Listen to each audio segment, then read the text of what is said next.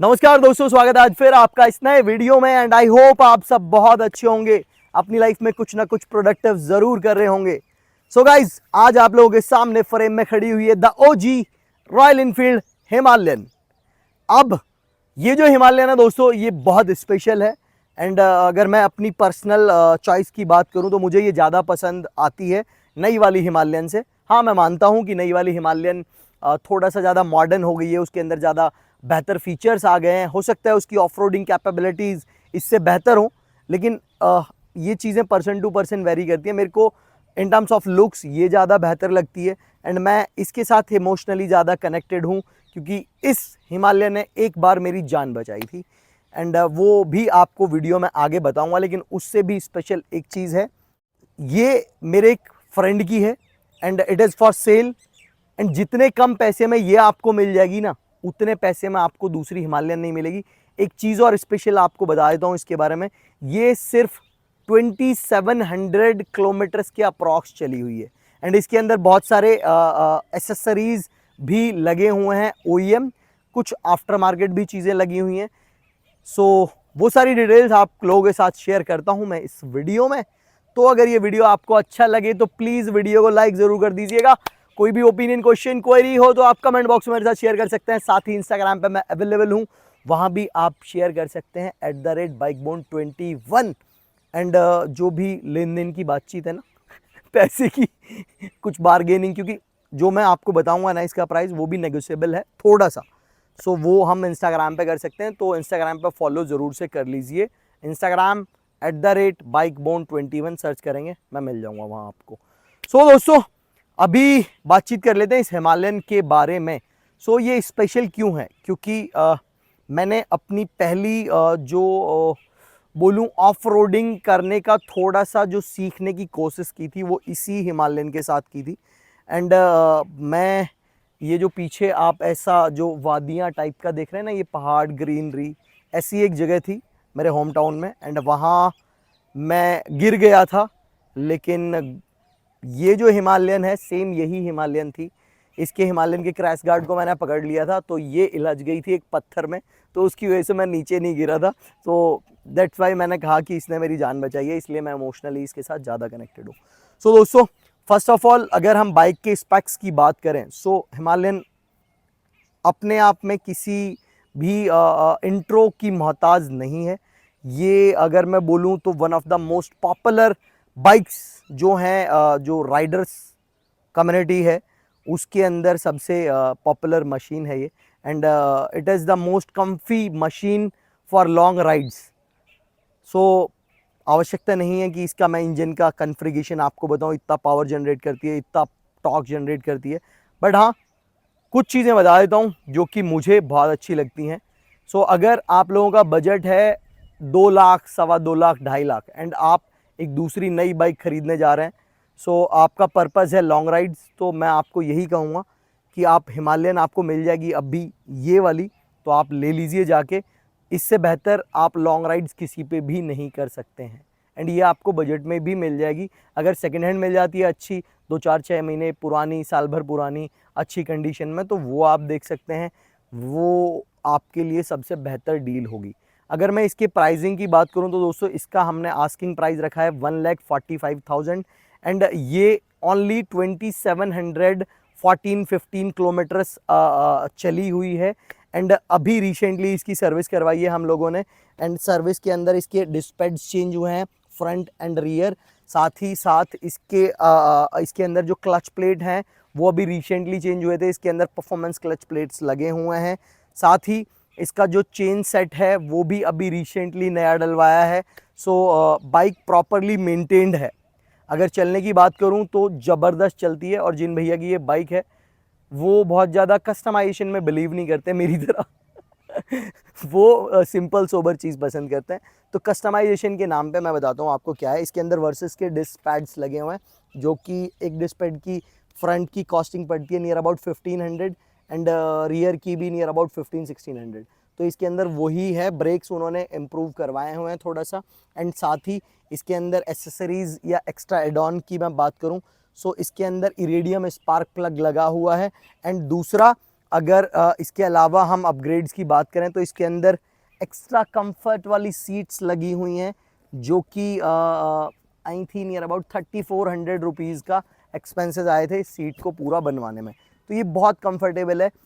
इसको touring seat भी मैं बोल सकता हूँ। मतलब आप एक स्ट्रेच में अगर नॉर्मली किसी बाइक को, जैसे अगर आपके पास में NS है या अपाचे है या फिर और कोई बाइक है, FZ है, उसको अगर आप एक स्ट्रेच में 100 किलोमीटर चलाते हैं तो इसको एक स्ट्रेच में आप 200 किलोमीटर तक नहीं थकेंगे, क्योंकि एक तो है इसका पॉस्चर बहुत कंफर्टेबल है एंड दूसरा इसकी सीट जो कि बहुत ज़बरदस्त कंफर्टेबल है।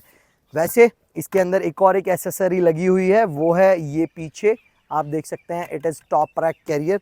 सो ये इसके ऊपर आप अपना लगेज बांध सकते हैं या फिर कोई भी टॉप रैक कैरियर आप ऐड कर सकते हैं टॉप रैक ऊपर से।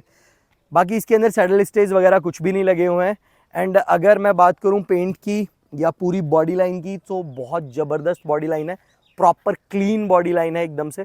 कहीं पे भी ऐसा नहीं है कि कुछ भी स्क्रैचेस या डेंट वगैरह है। पूरा अगर आप बॉडी पे देखेंगे तो कहीं पे भी कोई स्क्रैच या डेंट नहीं है। साथ ही ये जो बाइक है इसके ऊपर अगर मैं बात करूं तो कभी ऐसा नहीं हुआ कि मेजर कभी भी हमने इसके साथ कुछ किया हो या कुछ भी बहुत ज़्यादा ऑफ रोडिंग की हो। टायर्स जो हैं वो भी इसके बाइक के साथ के ही हैं, क्योंकि बाइक अभी 2700 किलोमीटर चली है, तो टायर चेंज होने का तो कोई मतलब ही नहीं बनता। चेन जो है हमने चेन सेट जो डलवाया था उसके पीछे का रीज़न ये था क्योंकि भैया को इसका टॉर्क थोड़ा सा और इम्प्रूव करना था। सो जो इसका चेन स्पॉकेट है रियर वाला, उसके टीथ के साथ कुछ प्ले किया था। So that's why rear chain sprocket change हुआ था एंड जो चेन का जो सेट है, जो चेन है वो भी चेंज हुई थी, उस वजह से चेन चेंज करवाई है। बाकी कोई रीज़न नहीं है। बाकी अगर मैं बात करूँ तो इसके अंदर अगर आप देखेंगे ना तो इसके अंदर LED भी नहीं लगी हुई है, इसके अंदर नॉर्मल हेलोजन बल्ब लगा हुआ है। तो आप समझ सकते हैं, सोच सकते हैं कि उनकी विचारधारा कैसी रही होगी कि उन्होंने अब तक इसके अंदर कोई भी एक्स्ट्रा मॉडिफिकेशन नहीं करवाया है। एग्जॉस्ट अगर मैं बताऊं तो ये कंपनी फिटेड ही है, जो कि OEM बाइक के साथ में आता है। बाकी सारी चीज़ें OEM ही है, कहीं पे भी कोई भी मेजर स्क्रैचेस या डेंट्स आपको नहीं दिखेंगे, कहीं पे भी आपको रस्टिंग नहीं दिखेगी। पूरी बाइक एकदम सॉर्टेड फील होती है। विंडशील्ड इसके अंदर लगा हुआ है, ये OEM रॉयल इनफील्ड का है, बड़ा वाला जो विंडशील्ड आता है। साथ ही में इसके अंदर सम गार्ड लगा हुआ है, वो भी OEM रॉयल इनफील्ड का ही है। सो ये कुछ एडॉन्स हैं जो भैया ने अपनी ज़रूरत के अकॉर्डिंग करवाए हुए हैं। बाकी अभी इसकी जो सर्विसेज वगैरह जितनी भी हुई हैं वो सारी रॉयल इनफील्ड के सर्विस सेंटर में ही होती है। मेन क्या है कि जिस वक्त भैया ने इस बाइक को ख़रीदा था उस वक्त उनके पीछे ख़रीदने का पर्पज़ ये था कि यार कभी कभी दिल करता है बाइक से लॉन्ग राइड करने का, कहीं घूमने जाने का, दूर जाने का। लेकिन फिर उसके बाद में जब ये बाइक ख़रीदी तो उनका ट्रांसफ़र हो गया अदर स्टेट में, तो फिर वो इसको उतना ज़्यादा रेगुलरली नहीं चला पाते। कभी कभी इसको मैं ही चलाता हूँ या फिर उनके छोटे भाई हैं वो चलाते हैं या उनकी फैमिली के कोई एक और मेंबर हैं वो चला लेते हैं। बाकी आप सोचिए कि 2.5 साल होने के बाद, 2.5-3 साल होने के बाद अगर बाइक केवल 2700 किलोमीटर चली है तो फिर आप समझ सकते हैं। अभी अगर टायर्स की बात करूं तो टायर का जो सेटअप है इसके अंदर ये प्रॉपरली वही सेम सेटअप है जो कि कंपनी से आता है। कुछ भी एक्स्ट्रा चेंजेस आफ्टर मार्केट इसमें नहीं करवाएं। मतलब ये वही ट्यूब वाला सेटअप है, इसके हमने ट्यूबलेस में इसको कन्वर्ट नहीं करवाया है। और टायर की अगर मैं बात करूँ फ्रंट की एंड रियर की, आप चेक कर सकते हैं इसके अंदर कोई भी पंचर आपको देखने को नहीं मिलेगा। अगर पंचर मिलता है तो आप लगा सकते हैं कि आप 5% एक्स्ट्रा डिस्काउंट आपको मिल जाएगा। जो भी मतलब हम लोग डील बनाएंगे ना, एक कि हमने एक डील बनाई, मान के चलते हैं कि हमने डील बनाई 1,45,000 तो इसका आस्किंग प्राइस है। अब लगा लेते हैं हमने उतने की एक डील बना ली, तो अगर एक पंचर मिला तो 5% 1,45,000 में आपको डिस्काउंट मिल जाएगा। और अगर 2 पंचर मिल गए तो 10%, 3 पंचर मिल गए तो 15%। तो अभी इसके अंदर कोई भी पंचर नहीं है पूरी बाइक के अंदर।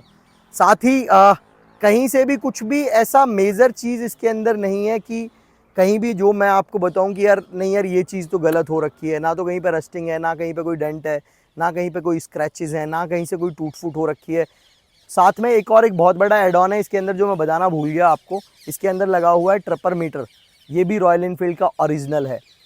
एक चीज़ है जो कि टूटी हुई है एंड वो है इसका ये लीवर, जो डिस्क ब्रेक लीवर है।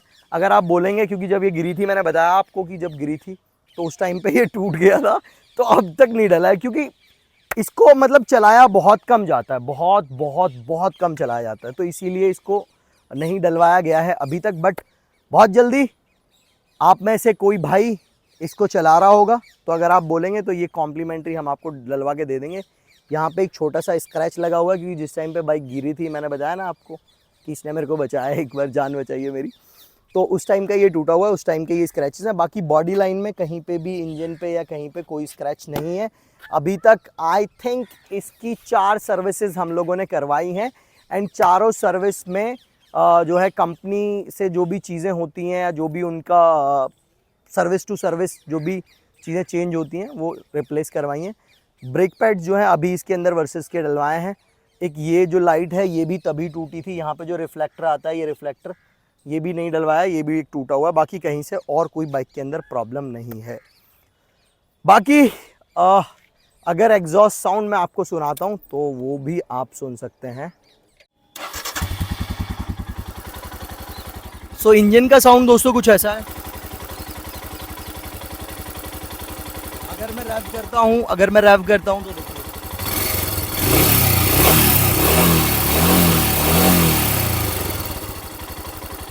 और एग्जॉस्ट का साउंड अब आप सुनिए। ये आइडलिंग पे है, एंड अगर मैं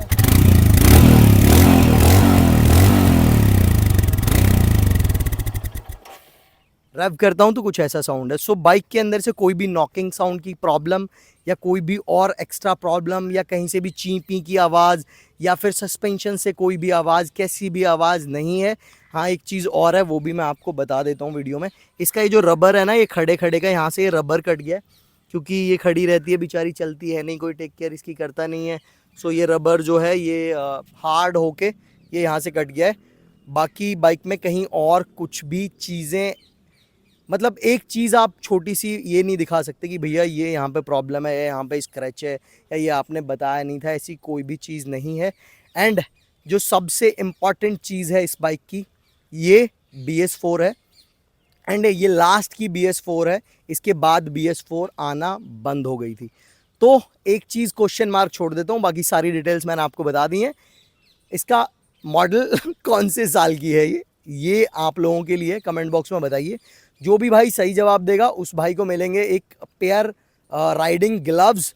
सो आप अगर सही जवाब देते हैं कि कौन से साल का मॉडल है ये, सो आप जीत सकते हैं एक पेयर राइडिंग ग्लव्स। मैं खुद आपको आपके घर पे वो कुरियर करूँगा। तो बताइए, गैस करिए कौन से साल की बाइक है ये। तब तक मैं आपको प्राइस इसका बता चुका हूँ, 1,45,000, and it is negotiable also. हम थोड़ी बहुत बातचीत कर सकते हैं, बहुत ज़्यादा उम्मीद मत करिएगा, हाँ थोड़ा बहुत रिगार्ड कर सकते हैं। बाकी ट्रिपर मीटर आप लगा सकते हैं, 5,000 रुपये का डिस्पैच हो गया, 8,000 रुपये के विंडशील, ये सब, तो ये सारी एसेसरीज़ लगी हुई हैं। बाइक फुल्ली मेंटेन्ड है। सो आई होप दोस्तों ये वीडियो आपको अच्छा लगा होगा। अगर वीडियो अच्छा लगा है सो वीडियो को लाइक ज़रूर कर दीजिएगा। Thank you so much for your love and support. मैं मिलूंगा आपको कल शाम को 9:15 बजे।